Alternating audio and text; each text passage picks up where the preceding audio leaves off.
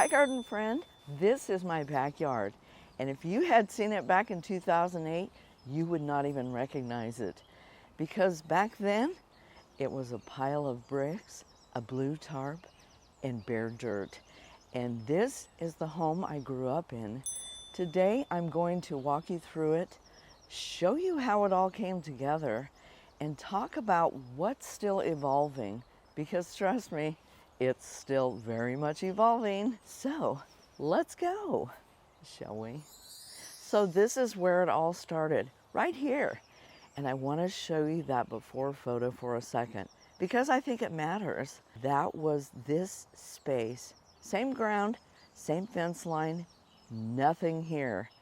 And I made a decision early on that I was not going to try to tackle the whole yard at once. I picked this corner back here and I started here.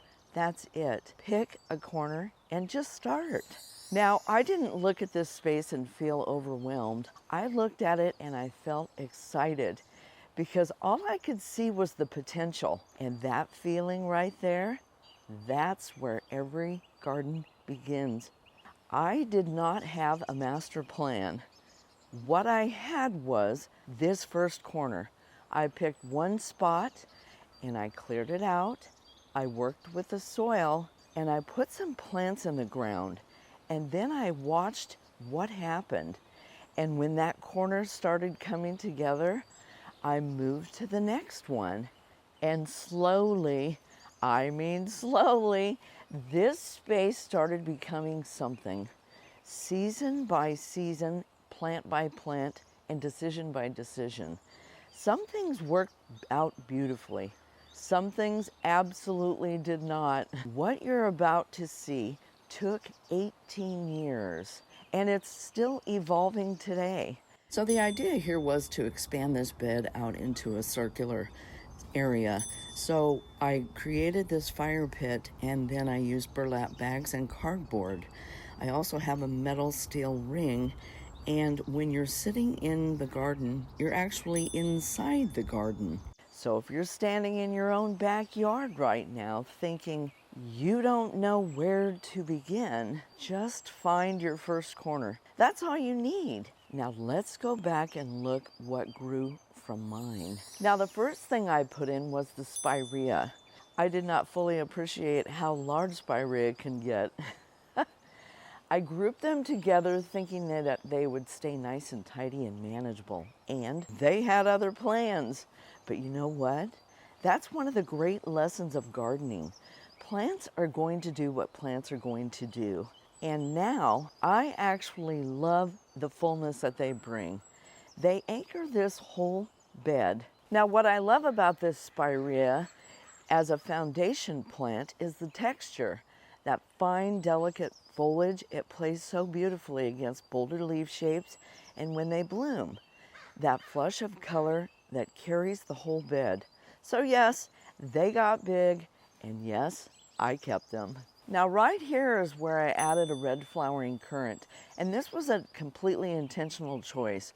I wanted to bring in a native plant, something that belonged to this region, something that would support the birds and pollinators. And the red flowering currant does exactly that. And right here, way in the back, I have another native. It's called an evergreen huckleberry. And I wanted something that would hold its structure year-round. A lot of gardeners don't think enough about what a garden looks like in the winter. But this is one of the things that I try to do to create winter interest.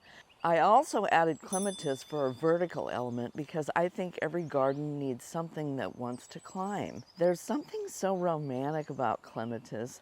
I trained it up along here, and every time it blooms, I think, yes, that's exactly why I put you there.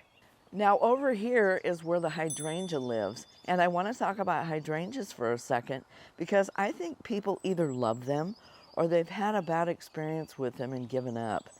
And I just want to say that placement is everything with hydrangeas.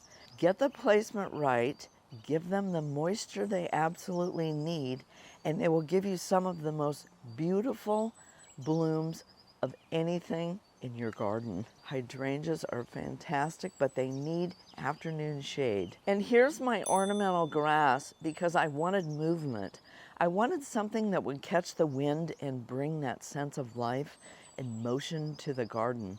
And grasses absolutely do that better than almost anything. In the evening light, when the sun is getting low, the way these grasses catch it and just glow, that's one of my favorite things in this whole garden.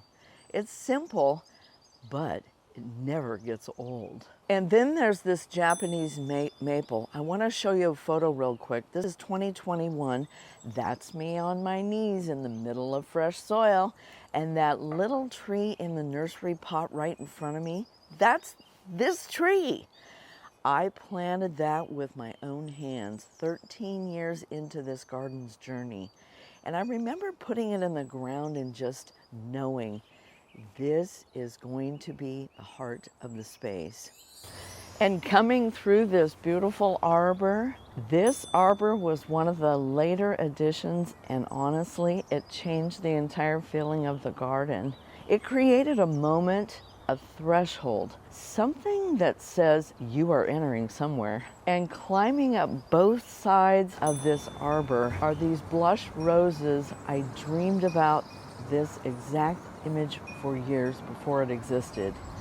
And now every time I walk through here, I will stop and look at it because I still can't quite believe it's real. The combination of these roses on this arbor against everything else blooming around this entire space, the hydrangeas, the spireas, the grasses catching the light, this is what I was working toward.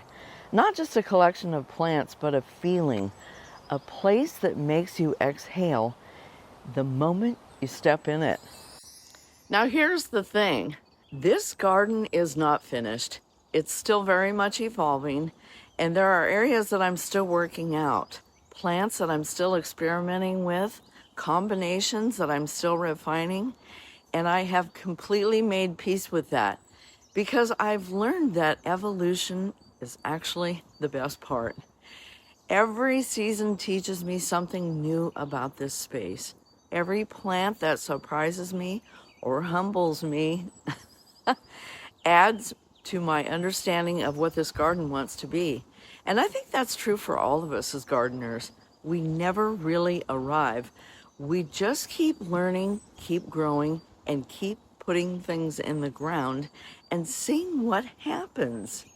If you are at the beginning of your own garden journey or in the middle of one, I just want you to know, start with one corner. Put in plants that you absolutely love.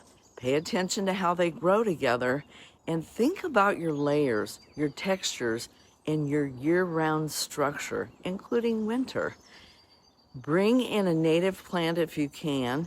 Your garden will thank you, and so will everything living in it. And then let it evolve. Don't rush it. The slow build is where all the magic is, in my opinion. So that's the garden, friends.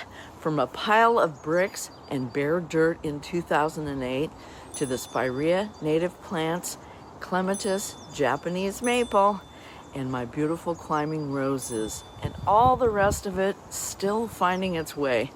It took me 18 years and it's still going, and I love every single corner of it. I hope this gave you some inspiration today, or at least a few plant ideas. And if it did, please subscribe. It genuinely helps this channel to grow. And if you're new here and gardens and plants and slow, beautiful spaces are your thing, please subscribe and come hang out with us. There's always more growing to do. I hope you're having a great gardening day, and I'll catch you in the next one.